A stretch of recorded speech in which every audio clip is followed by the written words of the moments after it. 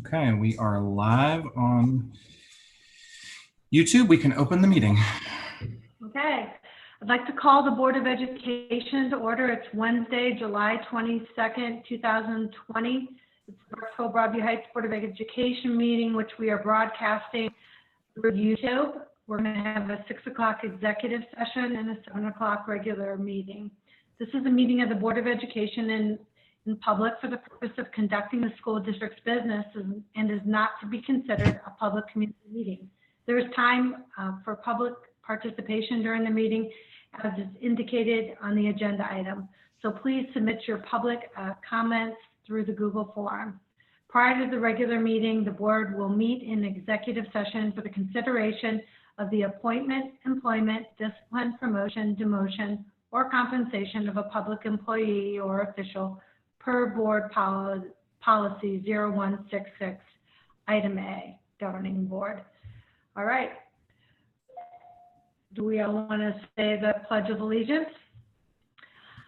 I pledge allegiance to the flag of the United States of America and to the republic for which it stands, One nation, one nation, under God, indivisible, with liberty and justice for all. Roll call. Mr. Dosen, Yes, Mrs. Kramer,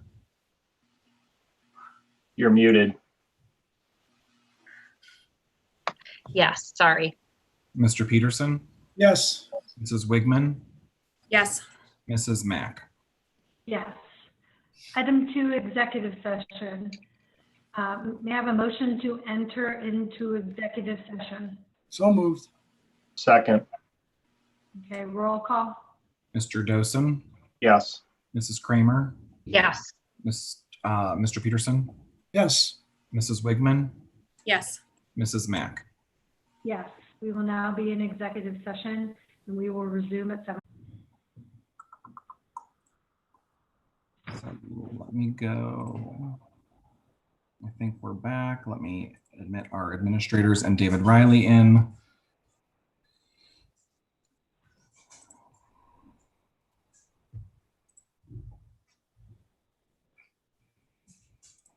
Okay. Okay, are we good? Are you recording? We are back live on YouTube. Yes. Okay, and we're recording. Yes. Okay.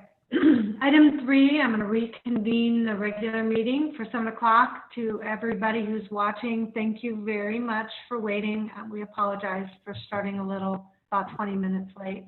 So item 4, we have president's announcements. I want to thank everybody who attended our town hall meeting. It was very helpful, I know, to all the board to hear what you had to say, and I really respect and am thankful for the administration's leadership, especially Superintendent Magyar, and how she prepared and managed quite an unprecedented time in education. And we're also very thankful to our parents who understand that patience and compassion are very important at this time. And I know you want solid answers, and we're doing the best that we can to get you those answers, but I don't think anybody has anything solid. So I think we're doing pretty well for a time where everything is unexpected.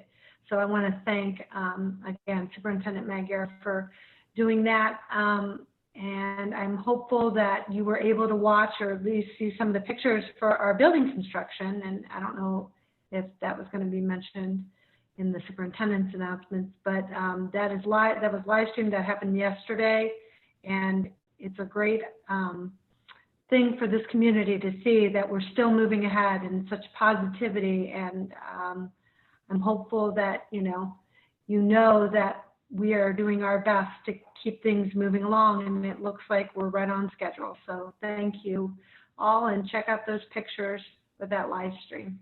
Item 5. We have board member committee reports. We have Financial Liaison Audit Committee. Nothing? Yeah, nothing. Permanent. Okay, Permanent Improvement Committee.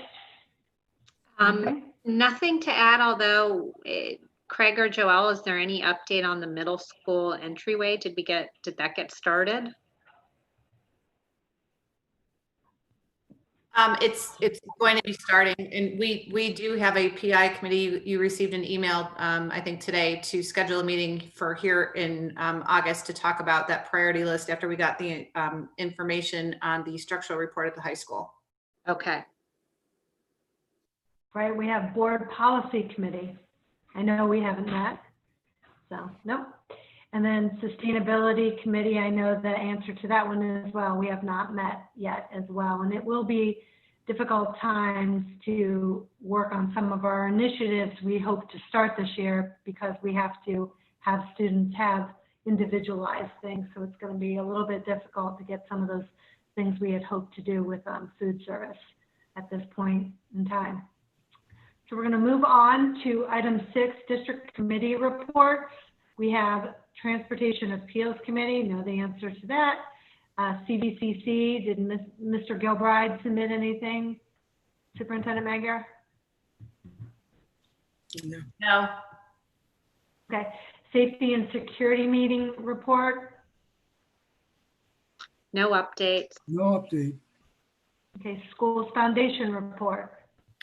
There's one at this time. The Schools Foundation did open their annual teacher grant program, and applications are due on by July 31st. So teachers who are interested in submitting grant applications can visit the Schools Foundation website.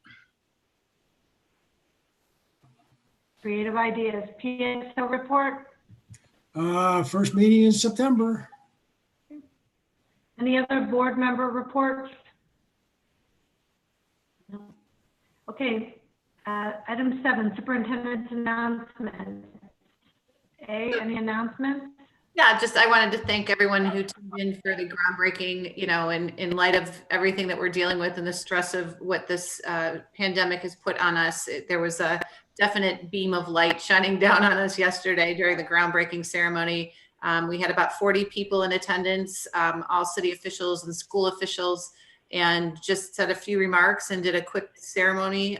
It was very nice, and we live streamed it on Facebook, and I'm glad that we were able to do that, and other people were able to join. Certainly our plan was to involve kids in this, and because of what we're dealing with right now, did not think that that was appropriate. We do plan on having kids involved in other aspects of this building project as we're able to do so based on, guidance from the CDC and our Ohio Department of Health. So there will not, hopefully we'll be able to provide those opportunities to students. I also just wanted to thank all of our parents who diligently jumped on the survey and got us information. I'd like to share just some preliminary survey data with you. As of this afternoon, we had 2,335 responses to the survey. And again, we asked families to fill one out for each student. So having 3,700 students in the district, we have well over, half of our district that has responded on behalf of our kids. So I really appreciate that. We had 42% of the parents who responded to the survey say that they agree with the current alignment of our learning plans with the color code. So in other words, purple being all remote, if we're in red, a hybrid model, and yellow and orange being in person every day. 57% of the people did not agree with that alignment.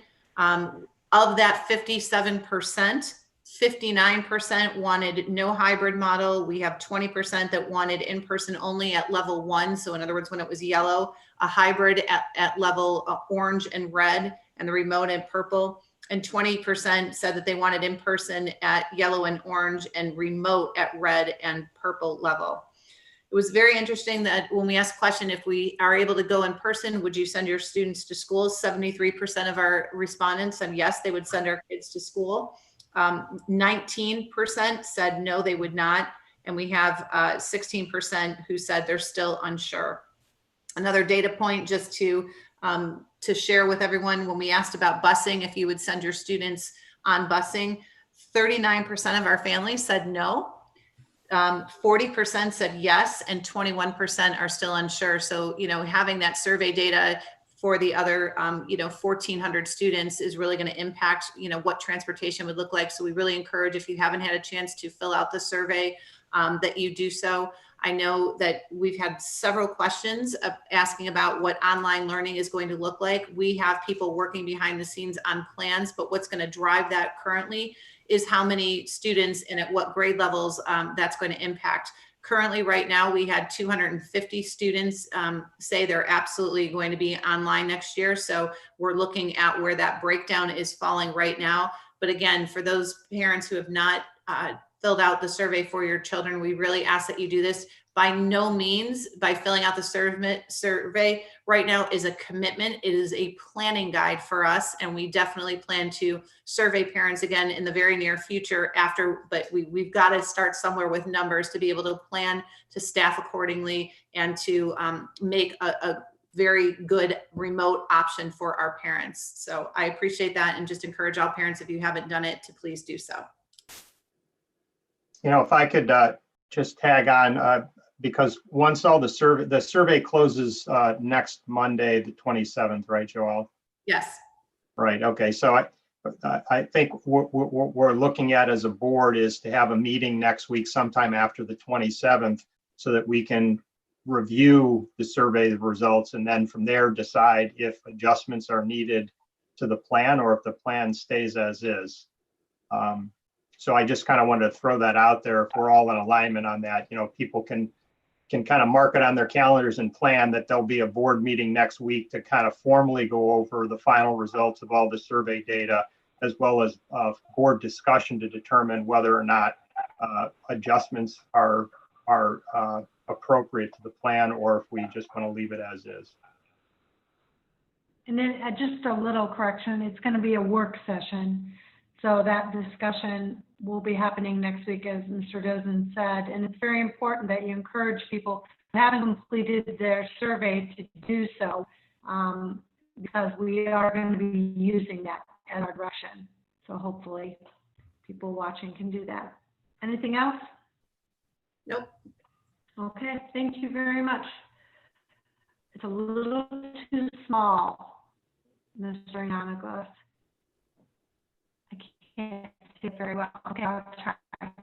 Item 8, Treasurer's Announcements.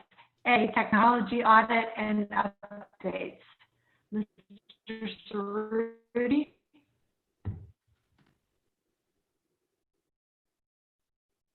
Bob? Yes. Okay. So Did I say your last name correctly? I'm sorry. it's Cerruti. It doesn't look anything like it's spelled. So you're not alone in That's what mispronouncing. I said. Yeah. Okay. Thank you. So the district conducted or had an audit, technology audit conducted a few months ago to determine if we're making the best use of the technology in the district, or to make sure we're, I guess, keeping up with the times with technology. They broke down the risks or needs by high level, medium level, and lower level. I will briefly go through each one with an explanation of what the item is and what we're doing to remediate it. And then when I'm done, I'd be happy to take any questions you might have about any of the items. The first thing that they had was eliminate Windows 7. The district a couple of months ago was largely Windows 7. It was a Windows 7 operating system that went end of support, meaning it was no longer patched by Microsoft in January of 2019. So we have worked to update all of those computers to Windows 10. That process is almost complete. It should be complete within the next couple of weeks. We're at this point just chasing down the less used computers to update them to Windows 10. One of the things about that update, though, is it was a bit challenging because of the server environment that exists at Brexville Broadview Heights, because it is a non-standard. Upgrading from Windows 7 to Windows 10 should be a simple process with backups, and it is quite the challenge for Paul and the technicians.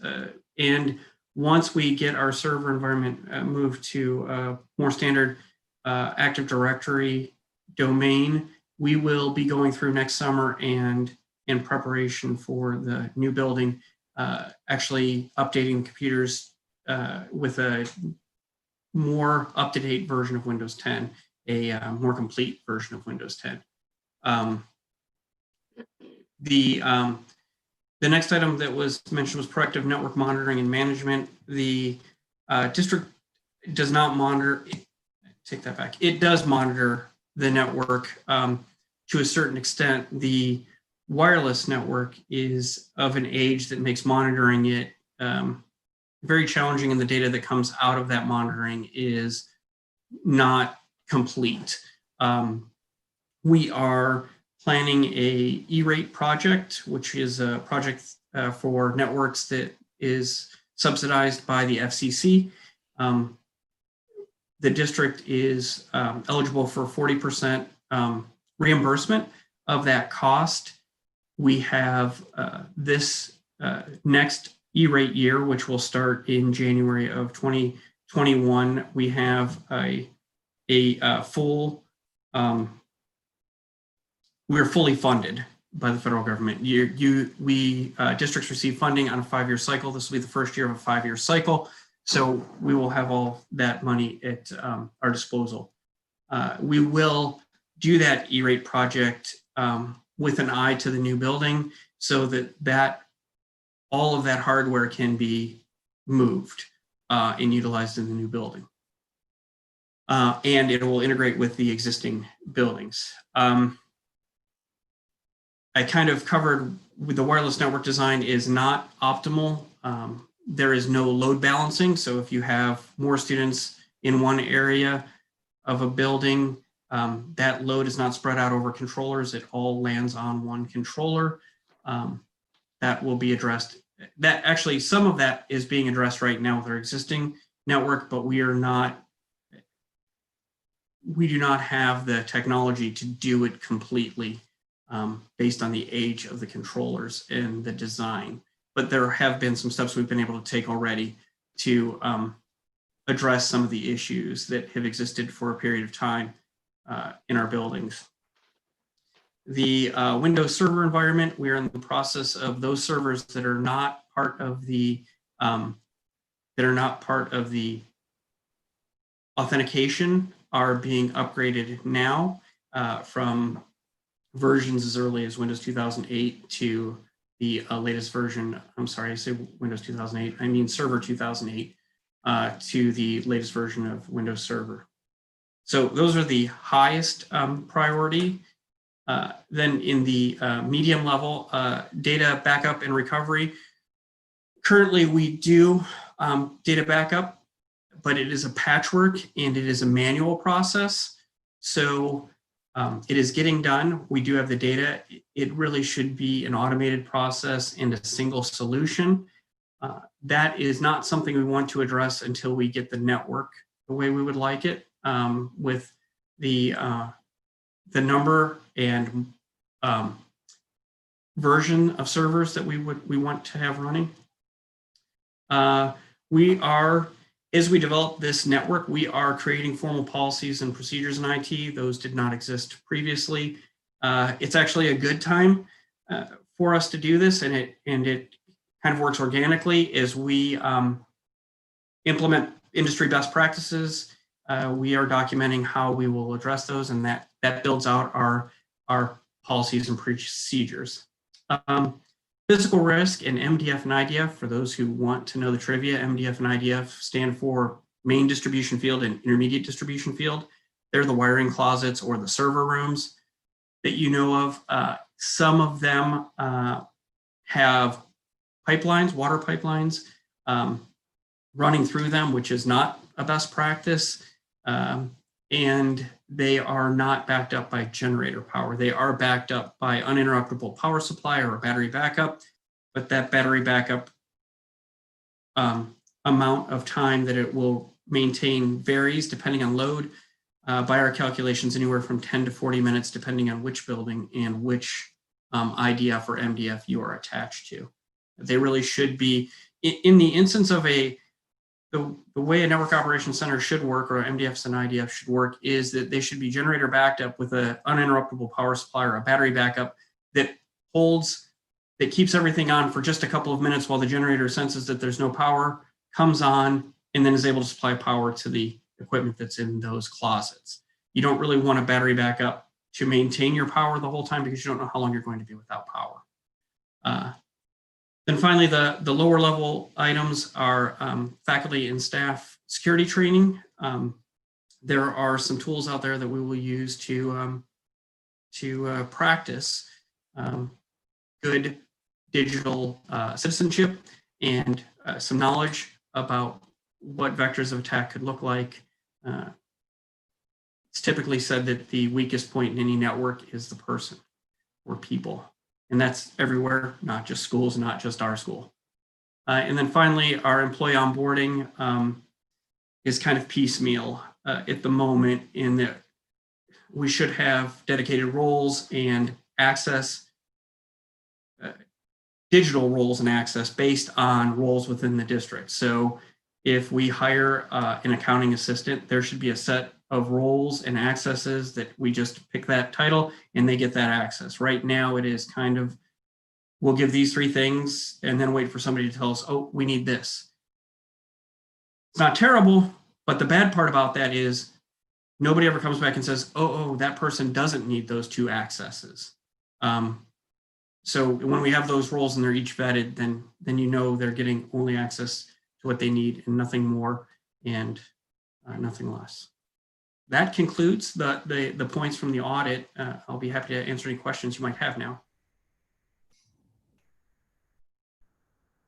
So Bob's team has been working on that, and what he's referring to is the audit report that we had done and just completed. So his team has basically condensed all of that and kind of they've been working pretty hard on getting those things addressed for us.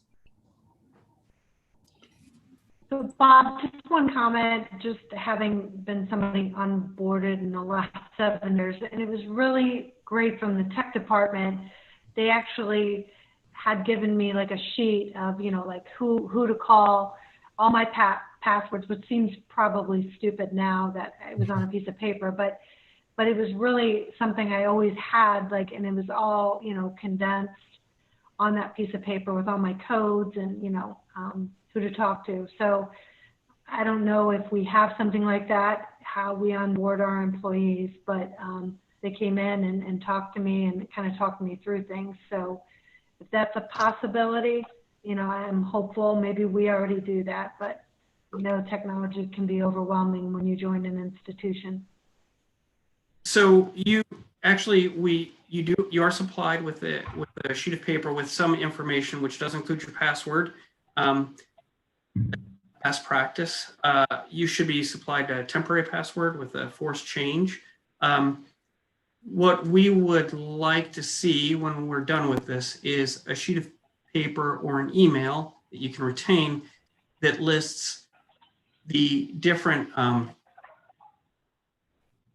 platforms that you would have access to. So if you're a bus driver, you may have access to the human resources kiosk, and you would have access to perhaps a shared drive that might have maps in it, fiscal maps it would tell you how to log into your email, how to set up your email on your phone. If there are any restrictions applied to your phone when that email is set up on there.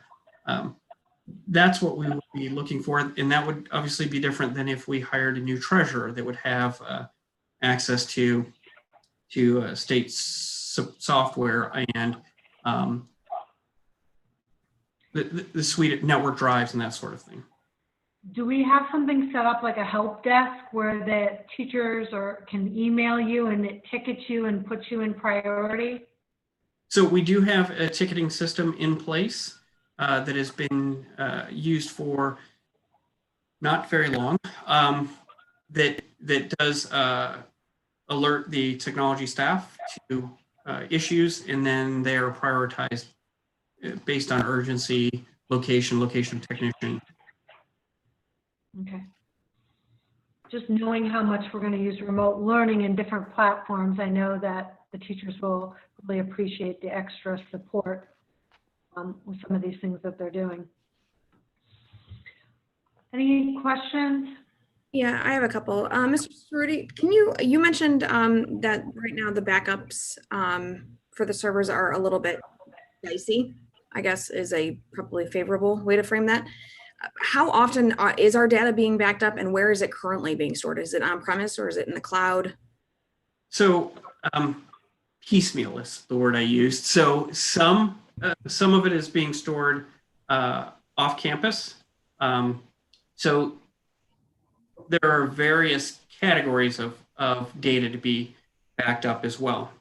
So information that is in Google Drive or Teams or Google Team drives is backed up instantaneously. We have Vault turned on, so we have every record of those. Records like student information system, that is backed up. Connect doesn't own the data. Connect owns the servers that data resides on, and that is backed up offsite from them. They actually have redundant network operation centers that they back up between the two. Data like files that are in network drives that may be shared, that data is backed up. It stays on campus, but is backed up to multiple physical locations. Okay, so am I correct in understanding that the information that's backed up to the Connect servers is also backed up elsewhere? My concern being that if something unfortunately all of Connect wins the lottery or no longer wins, do we still have access to our data? We do still have access to our data. And even if everybody won the lottery there, it might be a little challenging to get somebody to answer the phone for a bit, but Connect would still exist. And those servers and our data would still exist. And for that matter, our path to those servers would still exist. Okay. And you had asked a question about what happens if Connect didn't exist. And we have had some mergers of ITCs in the state of Ohio as circumstances have changed, but we've not had any that cease to exist. They're always absorbed, or their districts are always merged into another ITC. And that data is relatively easy to get out, actually. Okay. And then I know it was a little bit of a lower priority regarding the training of our teachers and security around accessing all of their information. Can you talk a little bit more about what multi-factor authentication processes might be put in place for teachers going forward if they're not already in place? So there are not two-factor authentication on any system that I'm aware of yet. Now, my time here is still short, so I'm learning as we go. There are certain, it would not enforce two-factor authentication on every system. There are like student information systems I would recommend going to, but that is a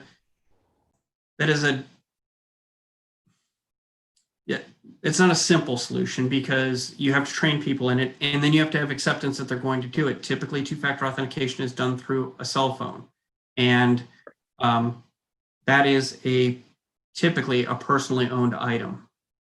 I don't have any issue having two-factor authentication. We in the technology department, we require two-factor authentication because of our access.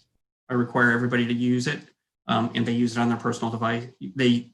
They approve through their personal device. But that could be a discussion that could go on more than just flipping the switch to turn on two-factor authentication. Sure, absolutely. So okay. I would like to add, the auditing company classified that as a low level. Right. I don't see it as a low level item. And it's also a fortunate item that can go in conjunction. It can run in parallel to some of the bigger projects we're working on. There's only so much bandwidth for big projects amongst the technology staff, but that is one that we can run in conjunction. It's not best to do that now with teachers out for the summer, and perhaps not best given the uncertainty of what's going on now, but it is not the last thing we will do. Sure. Okay. Thank you. Cool. Any other questions? Okay, thank you very much. Very Thank you. thorough. Item 9, community communications. We have a hearing of the public. So we do have, we have 4 questions. Do you have that verbiage that I would like to read? Oh, is it here? There we go. There we go. Hearing of the public, persons wishing to address the Board of Education may do so at this point. No formal action will be taken on subjects that are not included on this agenda until the board has had an opportunity to study them.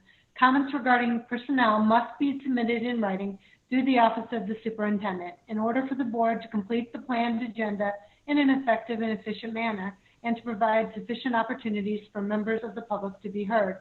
Hearing of the public will be limited to a maximum of 30 minutes, during which each speaker shall be limited to a maximum of 3 minutes. So go ahead and read those questions. Okay, so our first one is from Joanne Carnabucci, and her question is, to my understanding, BBHCSD is using the money received from the CARES Act to purchase technology to be used by students and staff. While this is acceptable under the Act, my question is, why aren't permanent improvement and general funds being used to purchase the new technology instead of using the money from the CARES Act, which was specifically designed to relieve hardships faced in the community, such as childcare? Superintendent Mager, would you like to comment on that, or would you like to have some time? So I mean, whatever the wish of the board is, I mean, typically when people speak in public, we don't necessarily respond, but if you'd like me to respond, I'm happy to do so. I'm sorry? No, I think that would be better responded to in writing. Okay. Okay. Number 2, our second person is Jennifer Stone. It says, with regards to distance learning, there's 2 parts. With regards to distance learning, does the district know if it will be synchronous, asynchronous, or both?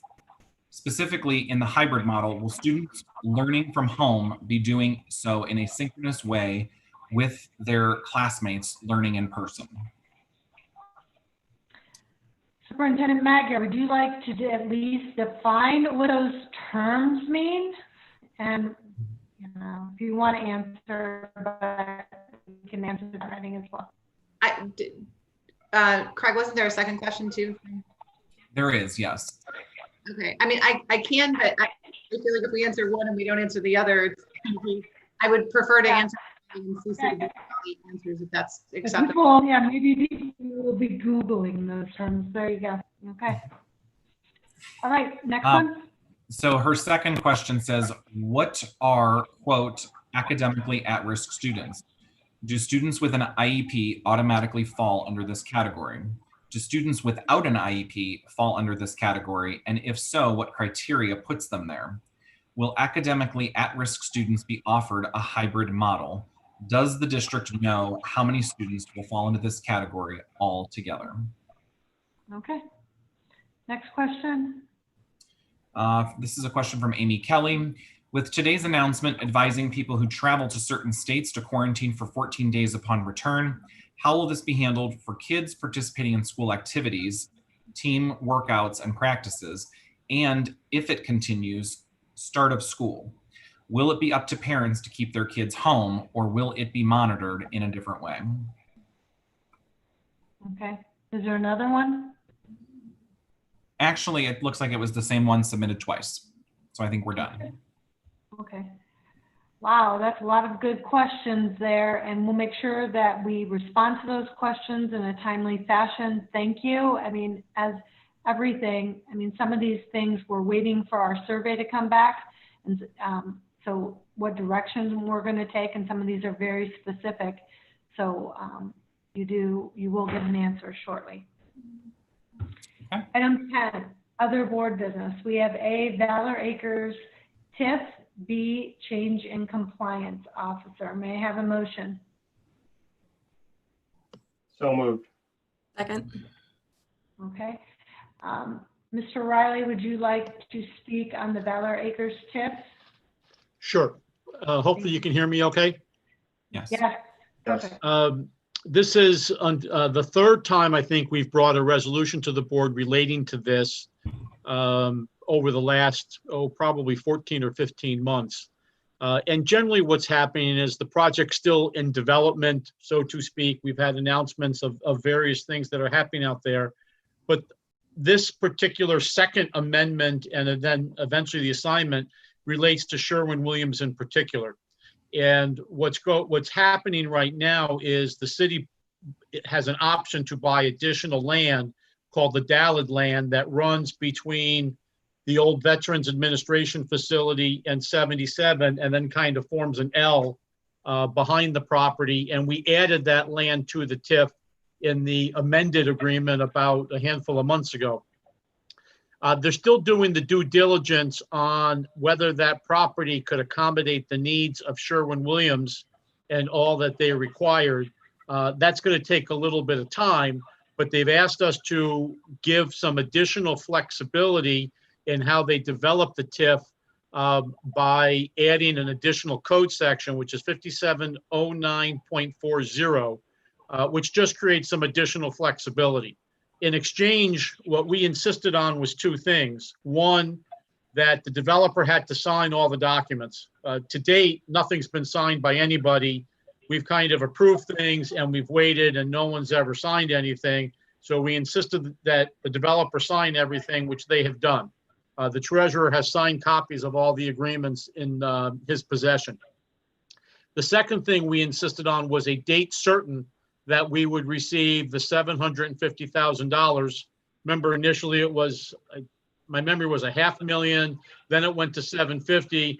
Well, and it was always defined as a period of time after the city approved the TIF ordinance. Well, the TIF ordinance was approved, but since the documents were never signed, we never got the money. So we put a clause in that says it's 30 days after the city approves the TIF ordinance, but in all events shall be paid by October 15th of 2020. So by October 15th, if the city hasn't passed a TIF ordinance, they still have to pay us.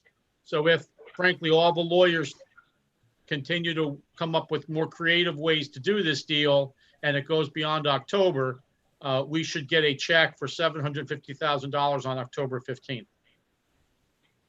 So what was city council, what were they voting on this last meeting? I don't know what city council was voting on. Okay, it was their second reading, I was told, of the TIF, so I wonder if. Yeah, it might be all set to go. I apologize. I have a little, I guess we've been ready to go 3 times before and it hasn't happened.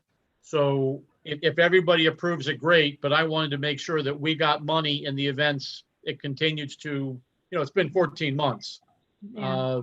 If it continues to go on, that we still get the cash so that you have the flexibility to do what you need for kids. Any other questions from Mr. Riley? No? Okay. Thank you. Okay, I'll sign off. Have a great night. Yep. Thanks, you too. Yep. Item B, change in compliance officer. So as you know, we've had a change in a position for our Director of Student Services, who also serves in the role of one of our compliance officers. So we need to have the board just approve the change in the name so that we can change the roles, not only in our state system, so that she's able to oversee certain aspects of our state system, but also to make those changes within our board policy. Okay. Roll call. Mr. Dosen, Yes. Mrs. Kramer, Yes. Mr. Peterson, Yes. Mrs. Wigman, Yes. Mrs. Mack. Yes. Item 11, superintendent's personnel recommendations. We have A, certified recommendations, B, classified recommendations, C, approval of superintendent's consent agenda. May I have a motion? So moved. Second. Any questions on any of the recommendations? We purposely do not have supplemental recommendations on here as of yet, still not knowing what the future holds. We're going to hold off on approving those. Sounds like a plan. Yep. Okay, roll call. Mr. Dosen, Yes. Mrs. Kramer, Yes. Mr. Peterson, Yes. Mrs. Wigman, Yes. Mrs. Mack. Yes. Item 12, Superintendent's other business. We have A, project search contract, B, solutions behavior consulting agreement, C, calendar notice of hearing, and D, approval of superintendent's other business. May I have a motion? So moved. Second. So project search contract is for one specific student who attends that program that is housed at Parma High School. The solutions behavioral consulting agreement is an agreement that we enter into just in case we need their services for next year. It's not something that is for a specific student, and they will only charge us if we utilize their services. And item C is a calendar notice of hearing. We are required, if we're going to change the calendar, which we have, sent out to our public and to our community that we are changing the calendar, we are required to give a 30-day notice prior to the action of actually changing that calendar. So this is just the notice if you want to have any discussion about that change of calendar, and then the resolution will be passed at the next board meeting. Roll call? Greg, you're muted. Oops, sorry, Mr. Dosen, Yes. Mr. Peterson, Yes. or Mrs. Kramer, Yes. Mrs. Wigman, Yes. and Mrs. Mack. Yes. Item 13, treasurer's consent agenda. We have A, financial report, B, minutes, C, temporary suspension of section E, administrative guidelines, and D, approval of treasurer's consent agenda. May I have a motion? So moved. Second. Okay. Okay, so this is where we finished for our year end. So let me bring this up.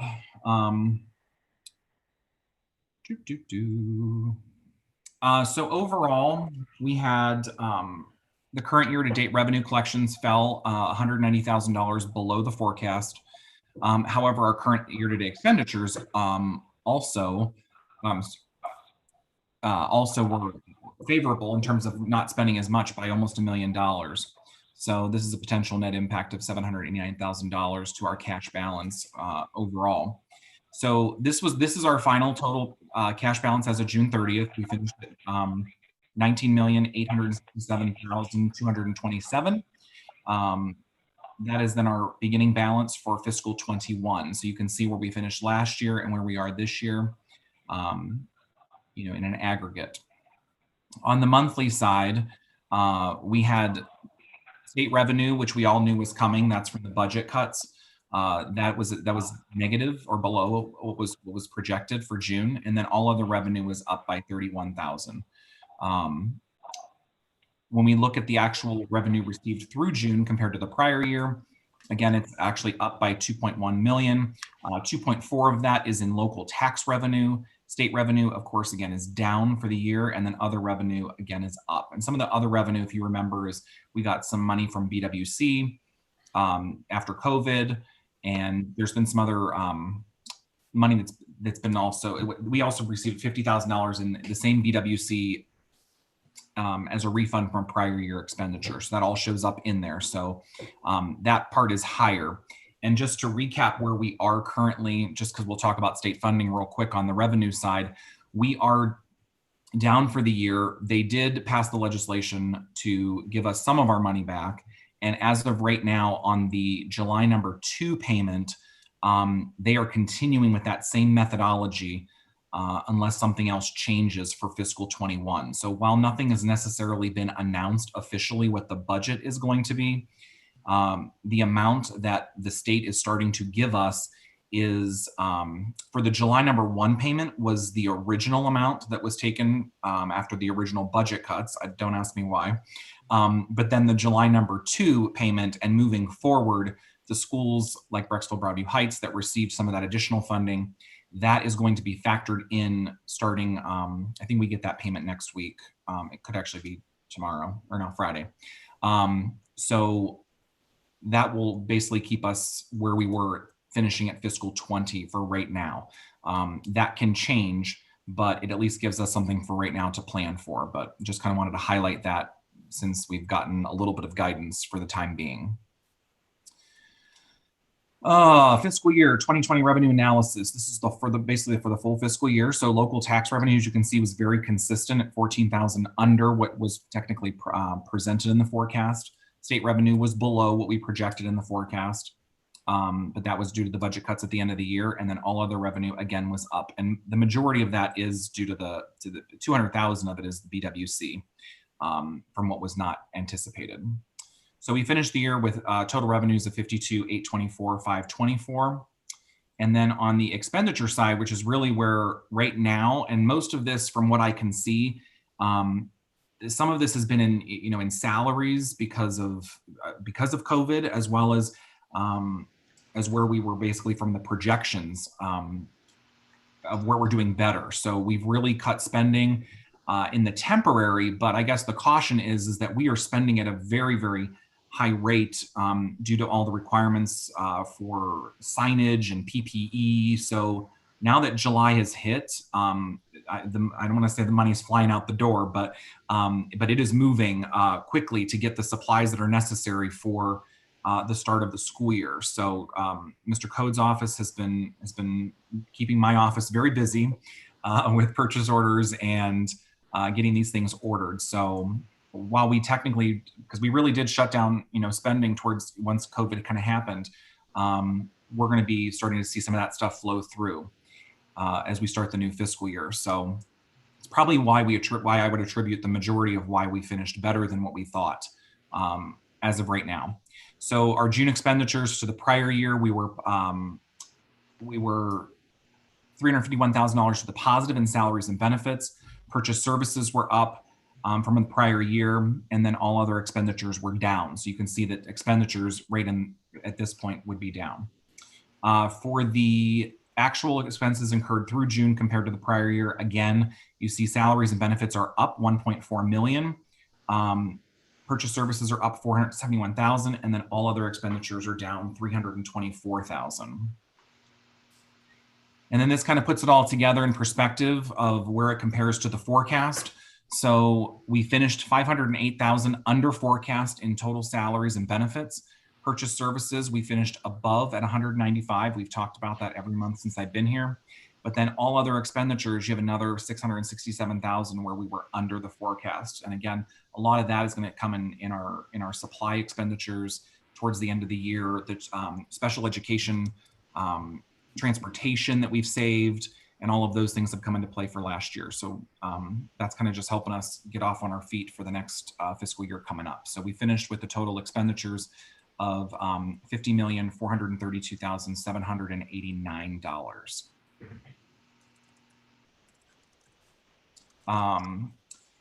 Moving on to to C, this is just what was mentioned before. So this is a resolution. This is for admin support. Due to COVID, there were some vacation implications where people have been unable to use that vacation. So this just temporarily suspends and provides additional guidance for people to take longer times. And hopefully when the world gets back to normal, people can take those appropriate, their vacation time. So that's what this is basically doing. Which, Craig, I have a quick question, and I think I know the answer, but just because it was presented as an annual number, the big reason that the purchase services came out so much higher than the forecast. Mm-hmm. The main reasons were there was a lot in special ed tuition. There was a lot in our legal fees were up a pretty decent amount for this past year. And I think those are really the two main things that I've come across so far. It's also regular tuition technically. So regular tuition and special ed tuition are technically up. So those are some things that we're going to definitely be taking a look at, especially that, we kind of have I haven't fully drilled our new Pupil Services Director, Cindy Tomasetti, but those are things we're going to be looking at to see how we can save in those areas. And I would just add that, we did perform the audits, the tech audit and the special ed audit, which, is total was about $70,000 of that excess that was not anticipated. So. Okay. Yes.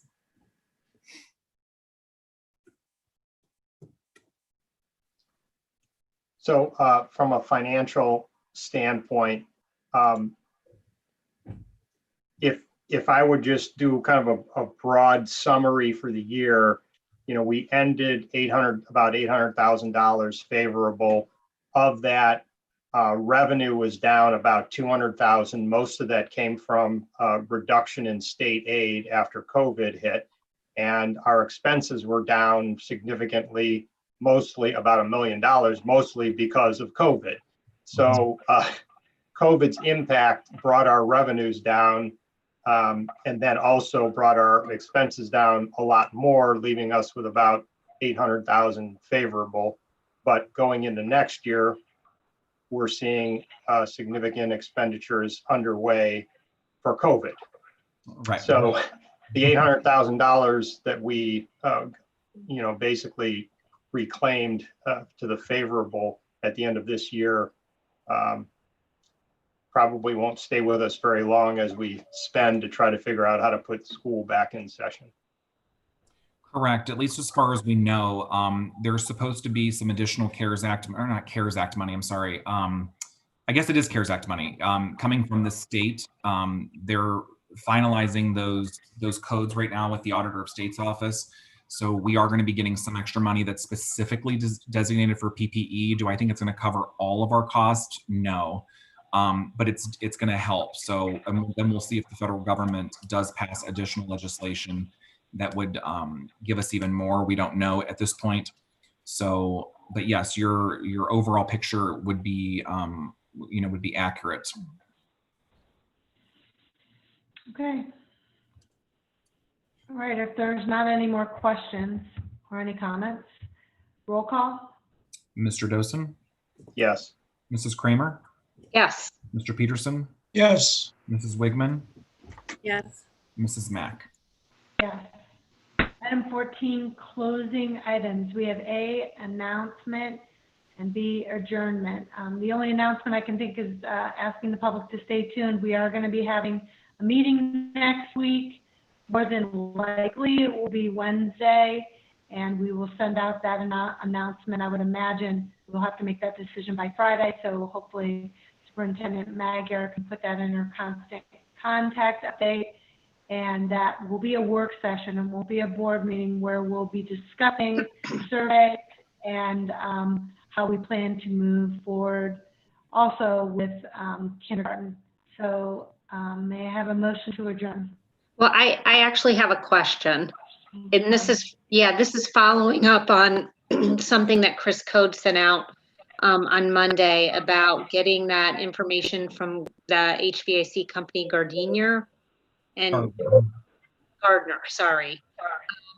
Anyway, Craig, you had posed an idea that I thought was kind of a happy medium because it sounds like you're having Gardner out anyway for some other, to get some other information or some other work done from them. And I just wanted to know if the other board members were on board with just getting some sort of estimate from them as to the other services they offered that they're offering. I'm not trying to make this into a huge thing, but it just seemed like one of the services that they offered, the UV, sorry, Craig, do you have the acronym? I do not. The UVGI, ultraviolet germicidal irradiation, was very cost effective. Anyway, I was just wondering, since they were going to be here anyway, if maybe we could at least ask them to look into it. I think I agree. I agree with Mr. Dosen that as long as it doesn't cause extra work for our employees, I have no problem with doing fact finding at all. And, that's good, and see what those estimates are. Plus, if we get a whirlwind of CARES money, then, some of these things might be a better option. But as long as it's not causing more work, I'm good with it. Yeah, I'd say look into it. Have a company look into it. Give us some numbers. Brittany? Yeah, absolutely. If they're already on site and it's not going to create too much additional work, I think that that's an appropriate use of time. Okay. All right. Okay, so thank you. And would you pass that along? I think Mr. Coat, well, I don't see his name, so please ask him to do that, Mr. Yanagos. Did I have a motion to adjourn? So moved. Second. Okay, roll call? Mr. Peterson, or sorry, Mr. Dosen, Yes. Mrs. Kramer, Yes. Mr. Peterson, Yes. Mrs. Wigman, Yes. Mrs. Mack. Yes. We are now adjourned. Thank you very much, everybody.